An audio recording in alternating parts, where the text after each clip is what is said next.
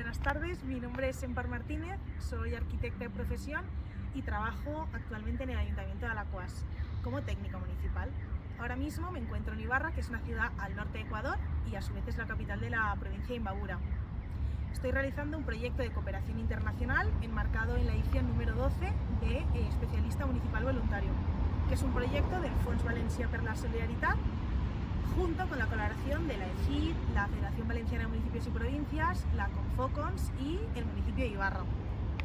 Durante este mes de julio, que he realizado la asistencia técnica en el municipio, he trabajado en la Dirección de Ordenamiento Territorial y he realizado una propuesta de integración y pacificación del corredor urbano que va del obelisco y la estación de tren hasta el centro histórico, que es donde me encuentro actualmente.